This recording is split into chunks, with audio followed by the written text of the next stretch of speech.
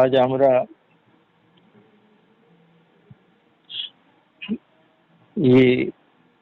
সুব্রমে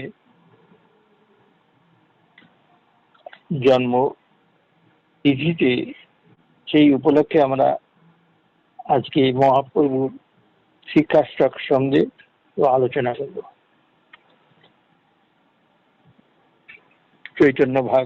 চৈতন্য চরিতামৃত।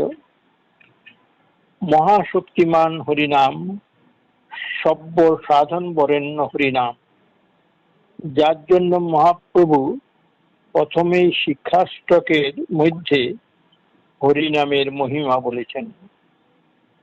চেত দর্পণমার্জনম ভব মহাদাবাগ্নি নির্বাপনম শ্রেয় কৈরব চন্দ্রিকা বিতরণম বিদ্যা বধূ জীবনম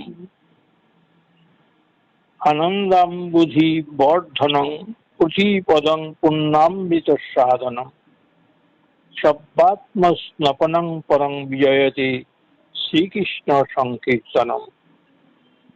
মহাপ্রভু শিক্ষাস্তকের প্রথম শ্লোকে চেত দর্পণ মার্জনম, চিত্ত দর্পণকে মেজে দেয়, পরিষ্কার করে দেয়। যত অনাদিকালে দুর্বাসনা মালিন্য লেগে আছে সব পরিষ্কার করে দেয়। বলে ভালো, তবে অন্য কোনো সাধন দিয়েও তো চিত্ত দর্পণ মাজা যায়, যেমন জ্ঞান যোগ, তাতেও তো চিত্ত শুদ্ধি হয়। চিত্ত দর্পণ মাজা হলেই প্রতিবিম্ব পড়ে, আত্মার প্রতিবিম্ব পড়বে। বলে হ্যাঁ, মাজা যায়, আত্মার প্রতিবিম্ব পর্যন্ত পড়ে, তবে কিন্তু পড়বে না। গৌর গোবিন্দের প্রতিবিম্ব কিন্তু পড়বে না। এমন মাজা যায় বটে, কিন্তু গৌর গোবিন্দের প্রতিবিম্ব পড়বে না। কিন্তু কৃষ্ণ নাম সংকীর্তন দিয়ে যদি তুমি চিত্তকে মাজো, তাহলে তোমারও প্রতিবিম্ব পড়বে আর গৌর গোবিন্দেরও প্রতিবিম্ব পড়বে।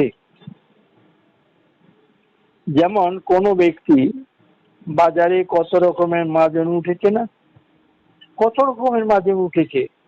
পুরনো বাসনের দাগ তোলা দেয়, তুলে দেয়, কাপড়ের দাগ তোলা যায়, কত রকমের মাজন উঠেছে। তার মধ্যে একটা সেরা মাজন বেরিয়েছে বর্তমানে। সেরা মাজন সে ফেরি করে লোককে জানাচ্ছে, পায়ে ঘুঙুর পরে নেচে নেচে জানাচ্ছে, এই নতুন মাজন বেরিয়েছে, এই মাজন দিয়ে মাজতে কোনো কষ্ট নাই। বাসনের দাগ যত পুরনো হোক না কেন, একটু ছড়িয়ে দেবেন, একটু জল দেবেন, একটু হাত লাগাতে না লাগাতেই নতুনের মতো পরিষ্কার হয়ে যাবে। মহাপ্রভু বলছেন, দেখো আমি এখন এই কৃষ্ণ নাম সংকীর্তন রূপ যে মাজন এনেছি, এই নতুন মাজন জগতে পর্যন্ত আসেনি। এই মাজন তোরা একটুখানি ছড়িয়ে দে আর 2 ফোঁটা চোখের জল দে, কান্ত হবে, দিলেই দেখবি পরিষ্কার হয়ে যাবে চিত্ত। চেত দর্পণ মার্জনম ভব মহা দাবাগ্নি নির্বাপনম সংসার দাবানো। ভালো করে বুঝবে, অনাদিকালের জন্ম মৃত্যু প্রবাহ চিরতরে নির্বাপিত হয়ে যাবে, সমস্ত মঙ্গলে বিকাশ হবে। দাবাগ্নি মানে বনাগ্নি। বনে যখন আগুন লাগে তখন চারিদিক ঘিরে লাগে, বনের সব পশু প্রাণী পুড়ে মরে। তখন যদি কেউ ঘর থেকে 2-1 কলসি জল এনে ঢালে, তাতে কি ওই 14 ক্রোশ বনের আগুন নেবে? তবে হ্যাঁ, একটা উপায় আছে। তখন যদি একখানা কালো মেঘ আকাশে উদয় হয় আর যদি বর্ষণ হয়, তাহলে এই 14 ক্রোশ বনের আগুন নিভে যায়। 14 ভুবনে এই আগুন জ্বলছে, কোথাও শান্তি নেই। তাই নবজলধর শ্যাম সুন্দরীর নাম সংকীর্তন রূপ বাড়ি বর্ষণে 14 ভুবনের দাবাগ্নি নির্বাপিত হয়। অনেকে মনে করেন বৈষ্ণবেরা কিছু করেন না, তা ঠিক নয়। তারা জানেন 2 কলসি জলে কি হবে, তাই তারা কৃষ্ণ নাম সংকীর্তন করেন এই 14 ভুবনের দাবাগ্নি নির্বাপনের জন্য। তারপর আসলো শ্রেয় কৈরব চন্দ্রিকা বিতরণম। শ্রেয় মানে আত্যন্তিক মঙ্গল, কৃষ্ণ প্রাপ্তির অনুকূল সকল মঙ্গল। সেই শ্রেয় যেন কুমুদ, যাকে ভাষায় বলেন শালুক, যেগুলি শাপলা ফুল, সেই আগে ব্যাখ্যা করেছিলাম। শুভ্রম তার মার সামনে শাপলা ফুল দেখেছে তো, এই শ্রেয় যেন কুমুদ, যাকে ভাষায় নাল বলে, শালুক বলে, শাপলা বলে, যেগুলি রাত্রে চন্দ্র কিরণে ফোটে। পদ্ম ফুটে সূর্যের কিরণে, তাই সূর্যের এক নাম পদ্মবন্ধু। এখানে কৈরব বলা হয়েছে, যা চন্দ্র কিরণে ফোটে। এই কৈরব অর্থাৎ আত্যন্তিক মঙ্গল বিকাশে শ্রীকৃষ্ণ সংকীর্তন হলো চন্দ্র কিরণ বিতরণ। তাৎপর্য, শ্রীকৃষ্ণ সংকীর্তনের দ্বারাই কৃষ্ণ প্রাপ্তি সকল অনুকূল মঙ্গল উদয় হয়। বিদ্যাবধূ জীবনম, আর সমস্ত বিদ্যার জীবনী শক্তি কৃষ্ণ নাম সংকীর্তন। তাৎপর্য হলো সব্য বিদ্যা সব্য শাস্ত্রে কৃষ্ণ পাদপদ্মীর ভজনের লক্ষ্য। শব্দ ব্রহ্মণি নিষ্ঠাত ন নিষ্ঠায়াত করে যদি শ্রমস্তস্য শ্রম ফল হেতু ন মিব রক্ষত। একাদশ স্কন্ধে আছে এই লেখাটা। শাস্ত্রজ্ঞানে নিপুণ হয়ে সে যদি পরব্রহ্মে নিপুণ না হয়, তাহলে তার অধ্যয়ন শ্রম বৃথা, বন্ধা গাভী পালনের ন্যায়। বাচ্চা দেয় না, গাভী দুধ পাবে কোথায়? বন্ধা গাভী পালনের ন্যায়। মহাজনের পদে আছে, চারিবেদ সরদর্শন পড়িয়াছে যেই জন, সে যদি গৌরাঙ্গ নাহি ভজে, মিছে তার অধ্যয়ন, লোচন বিহীন জন, অন্ধে দর্পণ কিবা কাজে। আবার এর ব্যতিরেকে বলেছেন, মুখে মহাজনের পদে শোনা যায়। কি শোনা যায়? বেদ বিদ্যা তুই কিছুই না জানত, সে যদি গৌরাঙ্গ জানে সার, নয়নানন্দে ভনে সেই সে সকলই জানে, সব্য সিদ্ধি করতলে তার। হাতের তাওলার উপরে থাকে।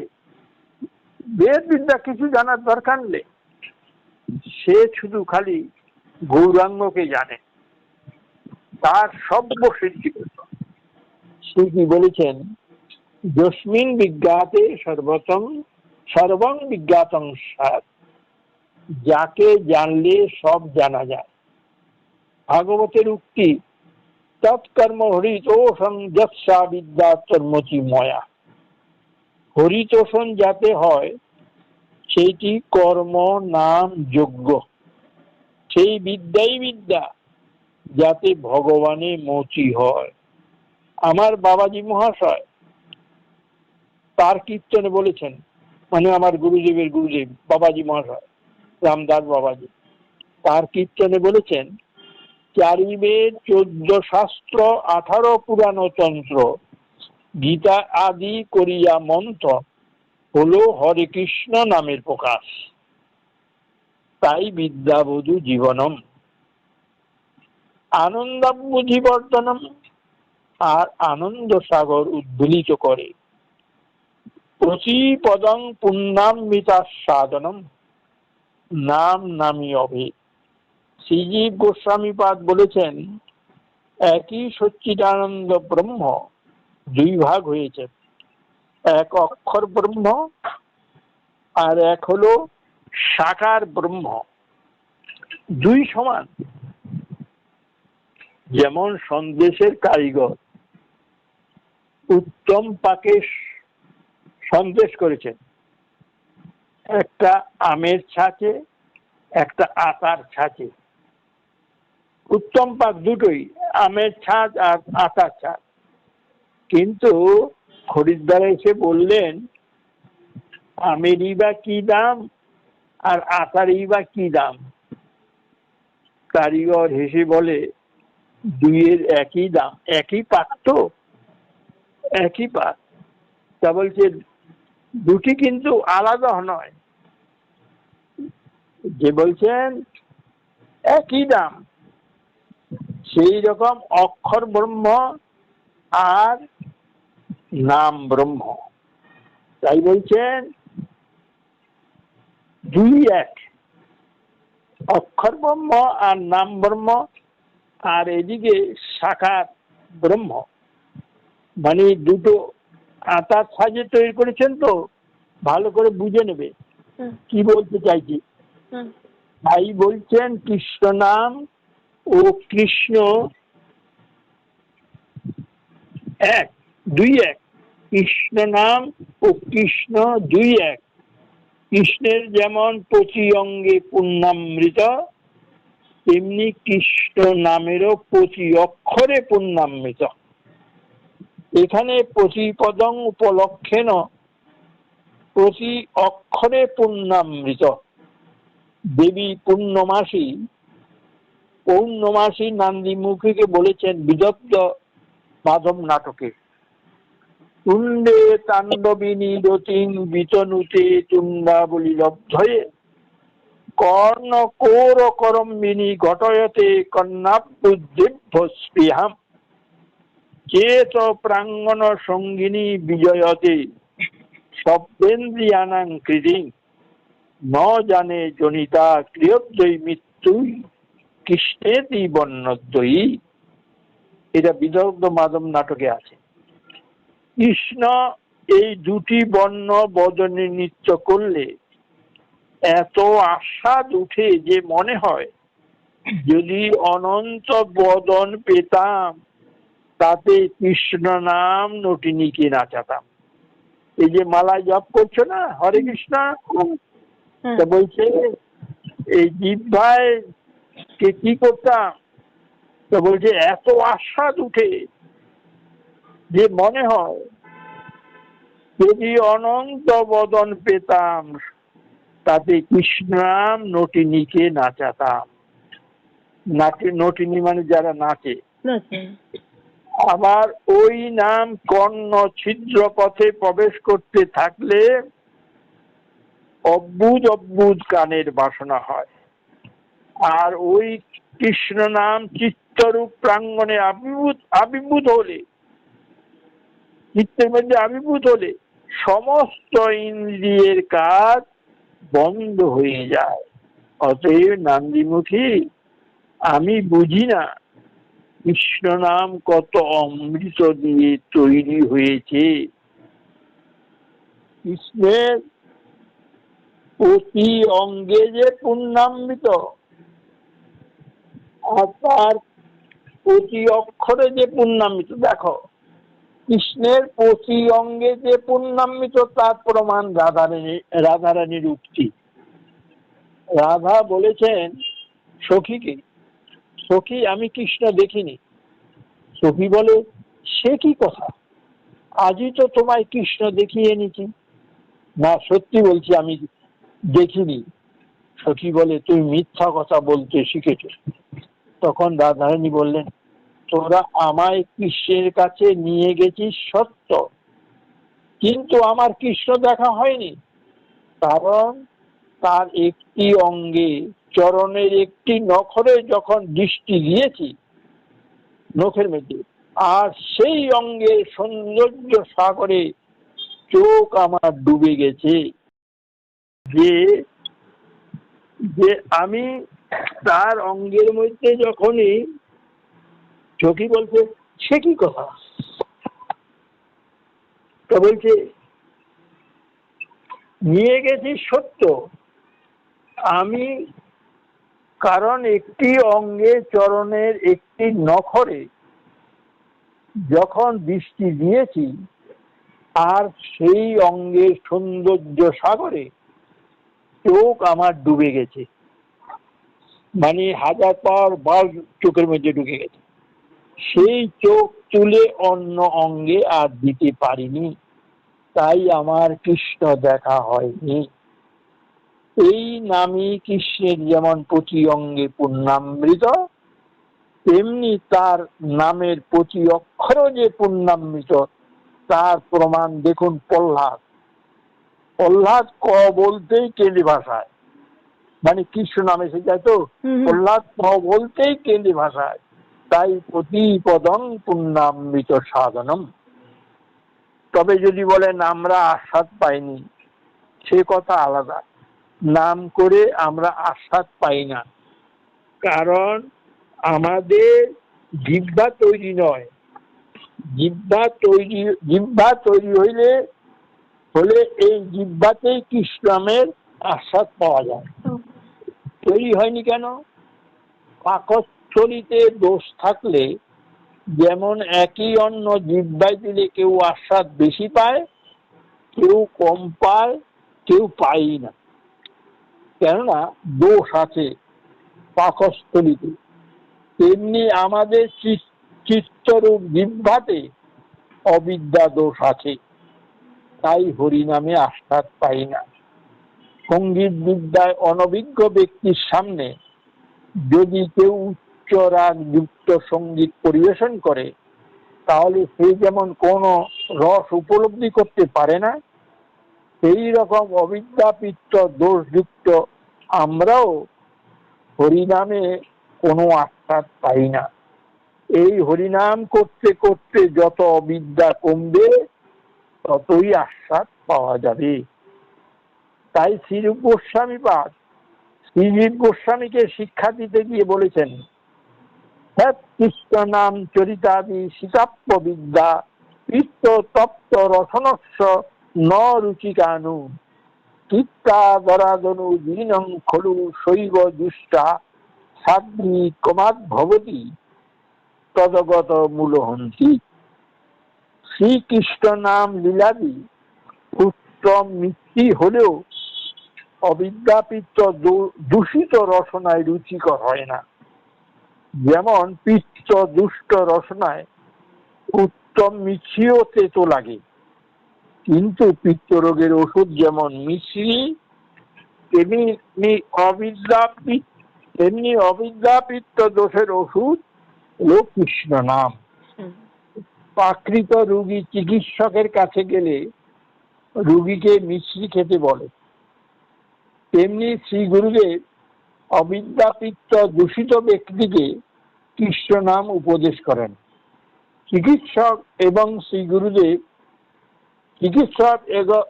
শ্রী গুরুদেবের কাছে মিষ্টি ও কৃষ্ণ নাম মিষ্টি নয়, রোগী বলে, কেন তার তো তিতা লাগে, তো অবিদ্যা রয়েছে, তো পিত্ত রয়েছে। চিকিৎসক ও শ্রী গুরুদেব বলেন উহাই ঔষধ। চিকিৎসক বলেন তুমি মিশ্রি খেতে থাকো, আর শ্রী গুরুদেব বলেন তুমি কৃষ্ণ নাম করতে থাকো। ক্রমে ক্রমে তোমার পিত্ত দোষ ও অবিদ্যা দোষ যে পরিমাণে কমবে, তখন মিশ্রির মিষ্টতা ও কৃষ্ণ নামের মাধুর্য আস্বাদ সেই পরিমাণে উপলব্ধি করবে। মহাপ্রভু জিহ্বা পরিষ্কার, তাই তিনি বলেছেন প্রতিপদং পূর্ণামৃত সাধনম, অক্ষরে অক্ষরে পূর্ণ অমৃতের আস্বাদ। সব্বাত্ম স্নপনম, এইটা বড় কথা বলেছেন। কেন না, যত সাধন আছে তার দ্বারাই আপনি নিজে উপকৃত হবেন, কিন্তু সকলকে উপকার করবার কোনো সাধন আছে? কিন্তু সকলকে উপকার করবার কোনো সাধন আছে? কোনো সাধন নাই। আপনি যোগ করুন, জ্ঞান করুন, তপস্যা করুন, তাতেই আপনি উপকার পাবেন নিজে। কিন্তু আর যতগুলি প্রাণী, বৃক্ষলতা, পশু পক্ষী স্থাবর জঙ্গম হয়ে পড়ে আছে, তারা তো আপনার কাছে কিছু আশা করেন। কেন, মনুষ্য আপনি, সর্বজীব শ্রেষ্ঠ দেহ পেয়েছেন, মনুষ্য দেহ, তাই আপনার কাছে তারা কিছু আশা করে। কেন, আপনি তো ওখান থেকে এসেছেন, তারা আশা করে। যেমন গায়ের লোক যদি কোথাও যায় উচ্চ পদে, তখন সেই গায়ের লোকগুলি তার কাছে কিছু আশা করে। যেমন সেই রাষ্ট্রপতি হলো, প্রধানমন্ত্রী হয়ে গেল গ্রামের থেকে, তারা এখন গ্রামের লোকগুলি তার কাছে কিছু আশা করে, আমাদের গায়ের উপকার হবে বই কি, উনি এত বড় রাষ্ট্রপতি হয়েছেন, প্রধানমন্ত্রী হয়েছেন, আমাদের গ্রাম থেকে উনি যখন গেছেন তাহলে আমাদের গ্রামের উপকার করবে। তেমনি 84 লক্ষ জুনি আমরা ভ্রমণ করি, তার মধ্যে 82 লক্ষ জুনি আমরাও সেখানে ছিলাম, ওখান থেকে এসেছি। কৃষ্ণ ভজনের যোগ্য দেহ, মনুষ্য দেহ পেয়ে আমাদের কাছ থেকে কিছু আশা করে স্থাবর জঙ্গম প্রাণী। কি কি দিয়ে তাদের আশা পূরণ করবেন? তাদের উপকার কি দিয়ে করবেন? মহাপ্রভু বললেন, এই যে শ্রীকৃষ্ণ নাম সংকীর্তন, সব্বাত্ম স্নপনম, এটা কেউ বলতে পারবে না। সকল আত্মাকে চান করিয়ে দেয়, সিঞ্চিত করে দেয়। এই কৃষ্ণ নাম সংকীর্তনের ধ্বনি যতদূর যাবে, তত দূরে স্থাবর জঙ্গম সকলেই এই নাম ধ্বনি রূপ জলে স্নান হয়ে যাবে, এবং তারা পরবর্তী জন্মে শ্রীকৃষ্ণ ভজনের যোগ্য দেহ পাবে। এই উপকারটা একমাত্র নাম সংকীর্তন ছাড়া অন্য কোন সাধনে হয় না। তাই মহাপ্রভু বললেন, সব্বাত্ম স্নপনং পরং বিজয়তে শ্রীকৃষ্ণ সংকীর্তনম।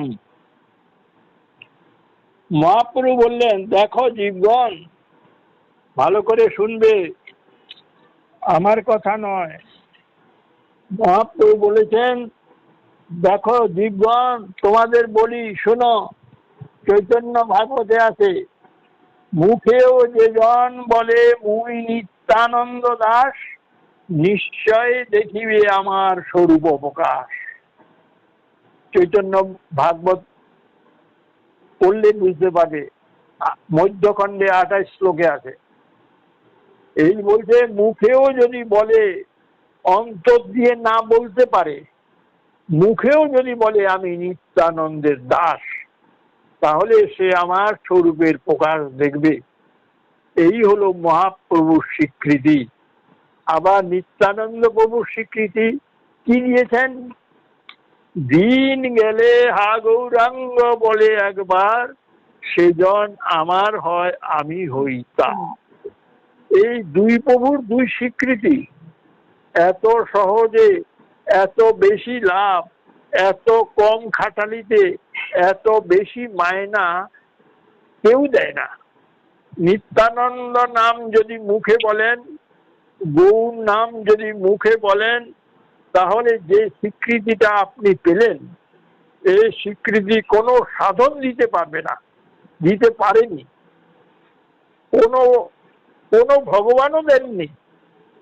এই নিতাই গৌরের স্বীকৃতি রয়েছে। সুতরাং নাম সংকীর্তন হলো শ্রেষ্ঠ, তার মধ্যে নিতাই গৌর নাম সংকীর্তন হলো সর্বশ্রেষ্ঠ। কেন কবিরাজের কলম দেখুন। আমার কথা নয়, কবিরাজ মানে কৃষ্ণদাস কবিরাজ গোস্বামী, যিনি চৈতন্য চরিতামৃত লিখেছেন, তিনি কি লিখেছেন? চৈতন্য খণ্ডে আছে, একবার কৃষ্ণ নামে যত পাপ হরে, পাপী হয়ে তত পাপ করিতে না পারে। হেন কৃষ্ণ নাম জীব লয় বহুবার, তথাপি না হয় প্রেম, না হয় অশ্রুধার। তবে জানি অপরাধ আছয়ে প্রচুর, কৃষ্ণ নাম বিস্তাহে না হয় অঙ্কুর। কৃষ্ণ নামে অপরাধ থাকলে ওই চোখে জলও আসবে না। কিন্তু সেই কবিরাজ গোস্বামী বলছেন, তাহলে কৃষ্ণ নাম অপরাধের বিচার করছে, নাম করেও কিচ্ছু হচ্ছে না। তারপর আবার কবিরাজ গোস্বামী কলম দেখুন, তিনি আবার লিখেছেন, কি লিখেছেন? আমার নিতাই গৌরাঙ্গ নামে নাহি এসব বিচার, নাম লইতে বহে প্রেম শ্রুধার। অতএব এই দুই প্রভু, দুই স্বীকৃতি আর মহাজনের বাক্য স্মরণ করে আপনারা সকলে আমাকে আশীর্বাদ করবেন, যেন গুরুপাদ পদ্ম স্মরণ করে আমরা নিতাই গৌর বুঝতে পারি।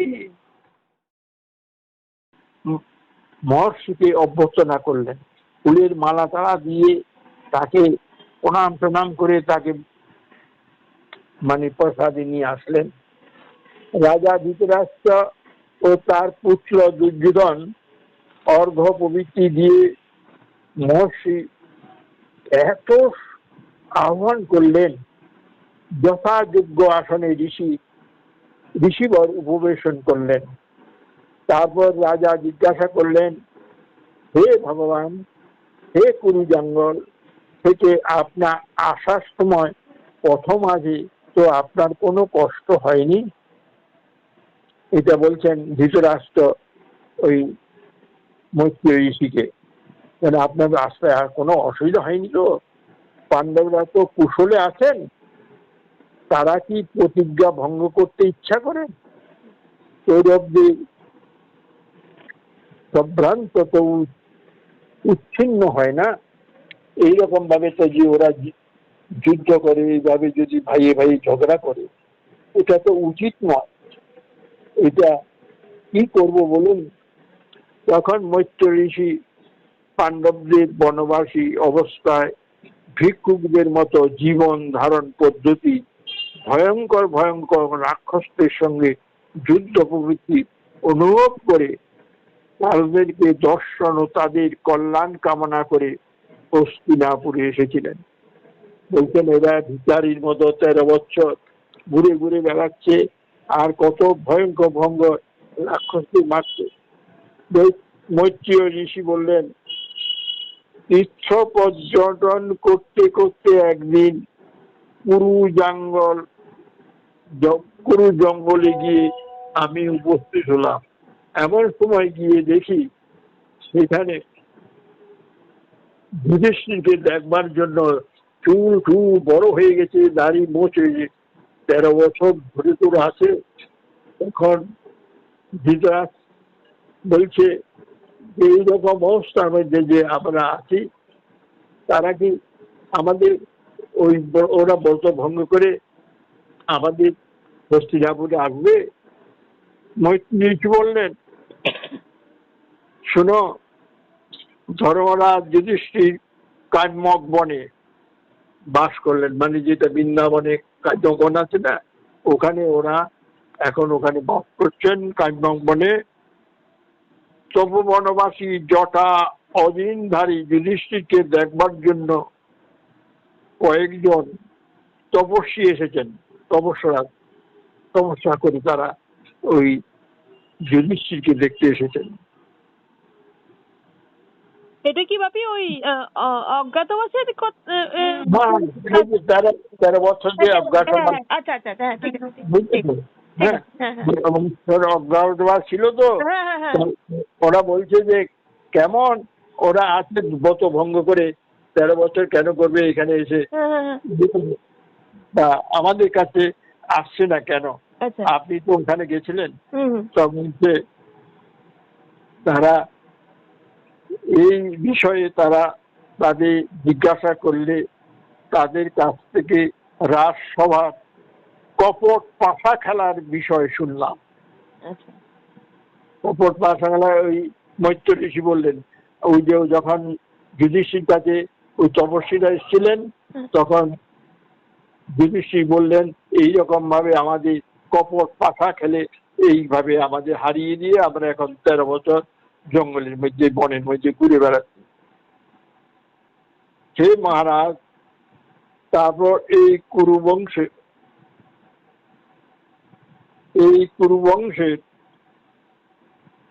মহারাজ, তারপর এই কুরুবংশের কল্যাণ উদ্দেশ্যে আমি আপনার নিকট এসেছি, যাতে আপনাদের সকলের মঙ্গল হয়, ছেলের কুরু পাণ্ডবের সকলে ভালো হয়, এই জন্য আমি আপনার কাছে এসেছি। আপনার প্রতি আমার প্রীতি ভালোবাসা আছে, স্নেহ আছে, এই জন্য আমি বলছি আপনি আর ভীষ্মদের জীবিত থাকতে থাকতে আপনার পুত্রদের পরস্পর এইরকম বিরোধ যে করে, এর জন্য একটা মীমাংসা করা উচিত না? তবে ভীষ্মদের জীবিত থাকতে আপনি জীবিত থাকতে থাকতে এটা তো করা উচিত। এটা তো নিতান্ত যুক্তিবিরুদ্ধ, তাতে সন্দেহ নেই। আপনি স্বয়ং সন্ধি কাজে অদ্বিতীয় হয়ে এই ঘোরতর অন্যায় প্রতি নিজন্য উপেক্ষা করছেন। আপনি এইটা মীমাংসা করতে পারেন তো? হে কুরুনন্দন, আপনার সভার মধ্যে যেসব দুষ্ট লোকের বিগ্রহিত কর্ম সম্পন্ন হয়েছে, যেসব লোকগুলি রয়েছে দুষ্ট লোক, অনুক্ষণ মহান তপস্বীরা এখানে এলেও আপনার সেই দোষ সরে যাবে না। আপনি ভীষ্মদেব দুজনে থেকে এটা মীমাংসা করে দিন। এই কথা বলে মৈত্র ঋষি মধুর বাক্যে দুর্যোধনকে বলতে লাগলেন। দুর্যোধন পাশে বসে আছে তো পায়ের নিচে, বলছেন, দুর্যোধন বললেন, হে মহাবাহু দুর্যোধন, আমি তোমাকে হিতকর বাক্য বলছি, শোনো। তুমি পাণ্ডবদের অনিষ্ট চেষ্টা করো না। কুরুকুল, পাণ্ডবকুল এবং পৃথিবীর সমস্ত লোকের প্রিয় কার্য সাধনে তৎপর হও। এই পাণ্ডবেরা বল পরাক্রান্ত অনুপম যোদ্ধা, সত্য সৈন্য, বীরকায়, ব্রজসার প্রাণ ও পুরুষাকার সম্পন্ন। তারা হিরম্ব বক কিরমির প্রভৃতি কামরূপী রাক্ষসদেরকে নিহত করেছে। অতি ভয়ঙ্কর নিশাচর রাক্ষসদের তারা অবলীলাক্রমে বাঘ যেমন হরিণদেরকে মেরে ফেলে, সেই রকম মেরে ফেলেছে রণ বিশারদ ভীমসেন। তাদের প্রাণ সংহার হচ্ছে। আমি এইসব চোখে দেখে আসলাম। বলশালী জরাসন্ধ দিগ্বিজয়ী বার হতো, তাকেও ভীমসেন মেরে ফেলেছে। বাসুদেব হচ্ছে পাণ্ডবদের পরমাত্মীয়। অতএব জরা মরণশালী মানুষের মধ্যে আমরা তো মরণশীল, আমাদের মধ্যে এমন বীর কে আছে যে ভীমের সঙ্গে যুদ্ধ করতে সমর্থ হয়? হে রাজন, আমি বলছি অবিলম্বে পাণ্ডবদের সঙ্গে সন্ধি করুন, ওদের বশবর্তী হবেন না। দুর্যোধন মৈত্র ঋষির কথা শুনে নিজ উদ্দেশ্যে বারবার করাঘাত করল। মানে উর্দের হাঁটুর উপরে খালি হাত দুটো দিয়ে বারবার আঘাত করছে এবং হাসতে হাসতে পায়ের বুড়ো আঙ্গুল দিয়ে মাটিতে দাগ টানতে লাগলো। কোনো উত্তর দিল না। রাগে ক্ষোভে অহংকার সে ওই মৈত্র ঋষির কথা একেবারে উপেক্ষা করলো। মানে মহামণি মৈত্র দুর্যোধনের এরূপ উপেক্ষা দেখে যার পর নাই ক্রুদ্ধ হলেন, রেগে গেলেন। তিনি দুর্যোধনকে অভিশাপ দিলেন, হে অভিমানী ধৃতরাষ্ট্রপুত্র, তুমি আমার কথা উপেক্ষা করলে, অচিরে এই অভিমানের উচিত ফল পাবে। কয়েকদিনের মধ্যে ঘোরতর যুদ্ধ উপস্থিত হবে, আর সেই যুদ্ধে মহাবল পরাক্রান্ত ভীমসেন গদার ঘায়ে তোমার উরু ভাঙবে। রাজা ধৃতরাষ্ট্র বুড়ির সাপে শুনে ভয়ে বহুবিধ উপায়ে তাকে প্রসন্ন করলেন। তাকে অনেক স্তুতি হাত জোর করে বললেন, আপনি একটু শান্ত হন। তারপর বললেন, হে ঋষিবর, দয়া করে আপনি আমার পুত্রকে অভিশাপ থেকে মুক্তি দিন। এরকম অভিশাপ দিলেন। মৈত্র ঋষি বললেন, হে রাজন, যদি আপনার পুত্র দুর্যোধন পাণ্ডবদের সঙ্গে সন্ধি করে তাহলে সাপ মোচন হবে, নতুবা কখনো আমার এই সাপ নিষ্ফল হবে না। এই বলে মৈত্র ঋষি উঠে প্রস্থান করলেন, চলে গেলেন। বলে, আমি যা বলেছি তাই হবে, আর কয়েকদিনের মধ্যেই যুদ্ধ আরম্ভ হবে। আমি যা বলে আপনার ছেলে এই রকম দপ্প অহংকার হাঁটুর উপরে রেখে বারবার করাঘাত করে বলছে, মানে আমাকে অবজ্ঞা করলো। সেই জন্য বলছেন, সাধু গুরু বৈষ্ণবে নিন্দা করলে যে কি পরিণাম হয় তাই এখানে দেখার দেখলেন। যাই হোক, আজ শুভ্র মহারাজের শুভ্রবের আবির্ভাব তিথিতে চেতন ভাগ্যদান মহাপ্রভুর শিক্ষাস্তকের কথা আর মৈত্র ঋষি পাণ্ডবদের সন্ধি প্রস্তাবে এই মহাভারতের কথা বললাম। আজকে এই ভাগবত এখানে বিশ্রাম দিলাম। বাহ্যা কল্প।